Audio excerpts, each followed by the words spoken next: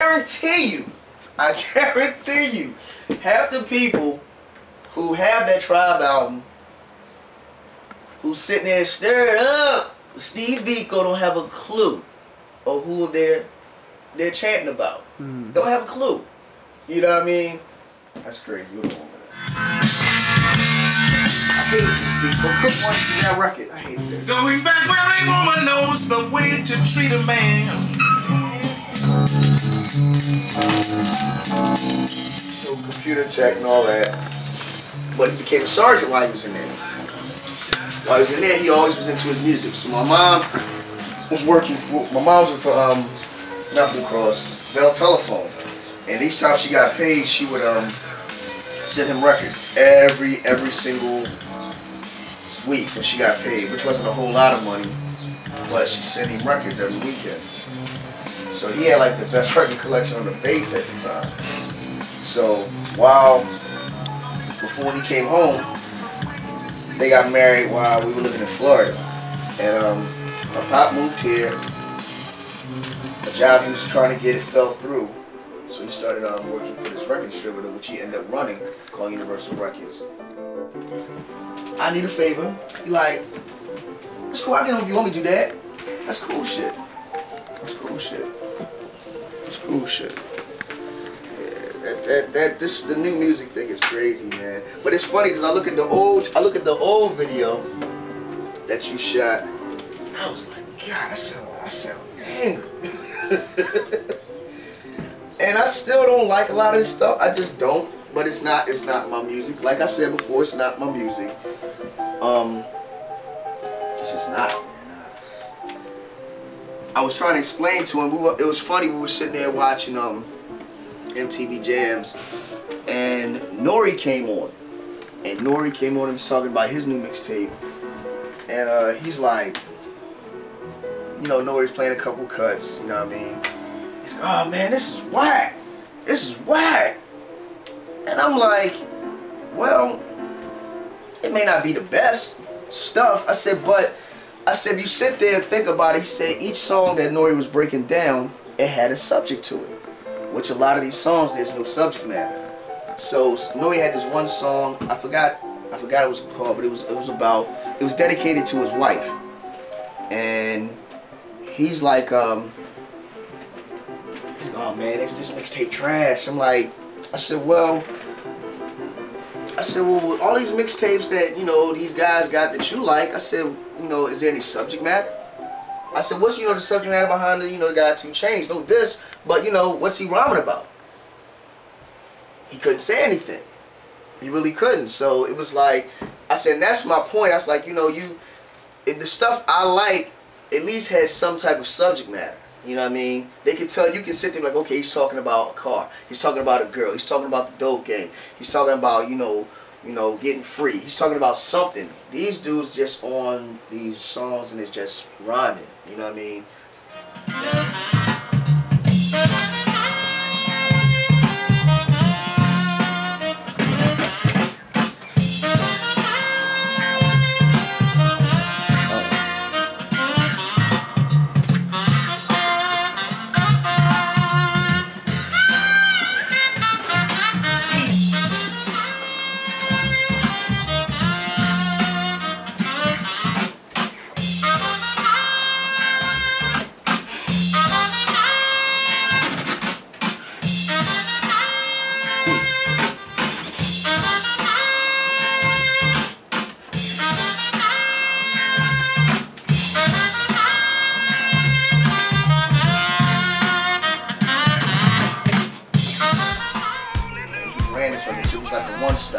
Which is like, they distribute records to everybody worldwide, all the record stores, all over the country, all over the world, literally. So if you got records in the 70s and the 80s, you got them from my dad's place. It's called Universal Records, 919 North Broad Street. And he just had one of the greatest collections. And the thing about that is my mom supported that. She supported the fact that, one, she knew how much he loved music. My father was a very responsible cat. Like, there were no such thing as shut-off notices and late notices. If a bill was due on the 18th, my pop paid that shit on the 9th. You know what I mean? but he always bought records. So my pop was big on enforcing knowledge. He was big on knowledge, he was big on reading, and he always bought different records and different books on. So there was always a brand new book in the house. There was always some new music in the house. So he constantly stressed everything about reading, everything. Just know everything. Know everything. You know what I mean? You can never be too sharp. You know what I'm saying? So he had me reading everything from the Quran to the Bible. He had me reading shit on Genghis Khan, everything. My father, then I guess I was reading downbeats, which was like a big jazz magazine. I was reading downbeats at like 5, 6 years old. So they always had me writing. So my penmanship, that's why my penmanship is flawless. Like it's a joke that people say I write like a woman. Because my penmanship is flawless. Like they would just make me write all the time, and that came from my father having a huge record collection that was card catalogs. Each time a record was brought home, I had to write down everything about this record. I would have to write down the artist, the title, the label, the serial number, and the year that was released. Then on the other side of the index card, I would have to write all the players and all the songs on there, and the songs to check for on this particular album. You know what I mean? Specific songs that that I thought were pretty dope, but my father thought were pretty dope. Don't get me wrong, they all, like I said before, people are like, I think the cat Meek Mills is incredible. You know what I mean? Because his storytelling game is phenomenal.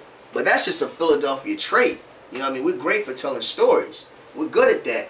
And he tells the stories about from where he's from. I mean, their hood stories, stuff that I can relate to, stuff that I know about, stuff that I know that's valid. But when you just got somebody just on the record and they just babbling on and on and on and it's nothing really being said, it kind of bores me. So it's kind of hard for me to get into any of that stuff. You know what I mean? So it was crazy when I said that to him. He kind of thought about everything I said. I said, no, this what this Waka Flocka? What's he talking about? He has a mixtape. Okay, on his mixtape, what is he talking about? What's he talking about? What's this song about? But what's this song about? But what's this song about?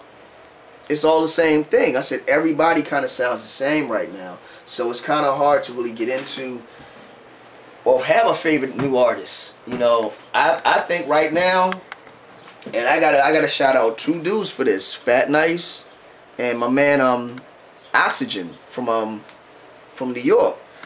These 2 dudes put me on to these young brothers from Detroit, the Clear Soul Forces.